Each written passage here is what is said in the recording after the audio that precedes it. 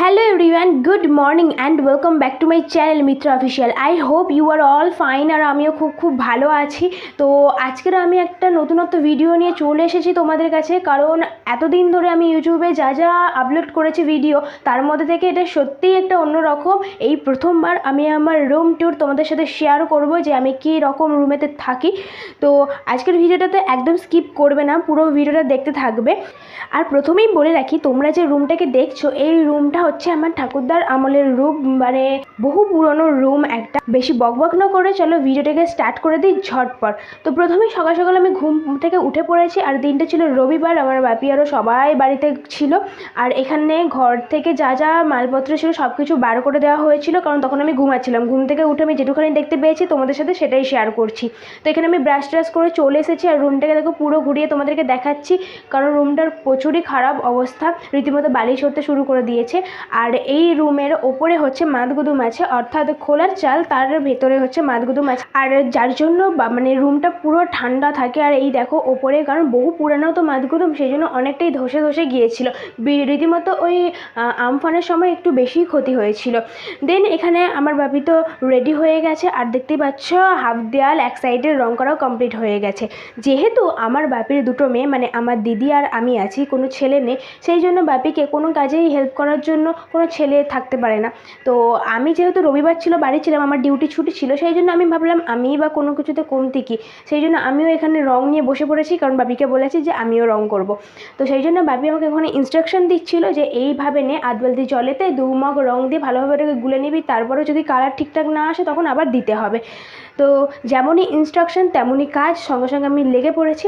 আর এখানে হচ্ছে সবথেকে বড় কথা, তোমরা আগের ভিডিওতে দেখেইছিলে যে আমার দিদি আর 7 মাসের স্বাদ হয়ে গিয়েছে, তো ও এখন আমাদের বাড়ি চলে এসেছে, সেই জন্য এখানে ও ক্যামেরাম্যান হয়েছে। আমার পুরো ভিডিওর ক্যামেরাটা ও ধরে দিয়েছে, তো তার জন্য থ্যাংক ইউ সো মাচ দিভাই ধরে দেওয়ার জন্য এই অবস্থাতেও। আর এতটা পরিমাণে বাইরে গরম যে কি বলবো, মানে এমনিতেই আমরা চান হয়ে যাচ্ছিলাম, আর যেহেতু ঘরেতে রঙের কাজ করা হচ্ছিল, সেই জন্য পাখাও চালানো যাচ্ছিল না, পুরো আমরা ঘেমে চান হয়ে গিয়েছিলাম। তো এখানে তো আমি রং গুলছি আস্তে আস্তে ধীরে ধীরে, কারণ রংটা উঠবে, সেই জন্য আমি এখানে ধীরে ধীরে করছিলাম, যেহেতু দিদি আবার ক্যামেরা ধরে আছে। তো এখানে বাপির তো এক সাইডের দেওয়াল অলমোস্ট কমপ্লিট হয়ে গেছে, তারপর আমি উল্টো সাইডে সবে স্টার্ট করেছিলাম, তাও আমার অনেকটাই হয়ে গিয়েছিল। প্রথম যে কোনো কাজেতে খুব ইচ্ছা লাগে করার, সেই রকমই একটাই আমার ক্ষেত্রে হয়েছে। আমার তো মানে খুব ইন্টারেস্টিং ছিলাম যে আমি কাজটা করব। যখন করছিলাম তখন মনে হচ্ছিলো যে কখন শেষ হবে, আর ভালো লাগছে না, মানে এই গরমের মধ্যে আর পারছিলাম না। আর সবথেকে বড় ব্যাপার, আমি মাথায় কেন এরকম বেঁধেছিলাম, কারণ ওর রঙটা মাথায় এসে পড়লে চুল এলে ড্যামেজ করবে, এমনিতেই চুল উঠে চলে যাচ্ছে, টাক পড়ে যাচ্ছে, তারপরে যদি ওই রঙ লাগে তাহলে তার দেখতেই হবে না। সবথেকে বড় কথা হচ্ছে, আমি যেহেতু নার্সিংহোমে কাজ করি, সেখানে তো চুল খুলে রাখার কোনো কথাই ওঠে না, সেই জন্য আমি যখন রাস্তা দিয়ে যাই সব নোংরাগুলো মাথায় জমা হয়, সেই রাতে যখন বাড়ি এসে তখন খুলি, তাও কোনো দিন ইচ্ছা হলে মাথা আঁচড়াই, নাহলে আঁচড়াই না, ঘুমিয়ে যাই, মানে এতটাই ক্লান্ত হয়ে যায়। তো সেই জন্য চুল তো ড্যামেজ তো হবেই। আর আমি কোন নার্সিংহোমে কাজ করি সেই লিঙ্ক আমি ডিসক্রিপশন বক্সে দিয়ে দেবো, তোমরা চাইলেই গিয়ে দেখে আসতে পারো। আর এই দেখতে পাচ্ছ ঘর থেকে যা যা জিনিসপত্র ছিল সব বাইরে বার করে দেওয়া হয়েছে। আর এখন দেখো ফাইনাল লুক, ঘরটা সিরিয়াসলি এতটা সুন্দর লাগছে, আমার তো বেসিক্যালি খুবই ভালো লাগছে। তোমাদের কেমন লাগলো অবশ্যই তোমরা জানিও, আর রংটা আমরা ঠিকঠাক করতে পেরেছি কিনা সেটাও তোমরা কমেন্ট করে জানিও।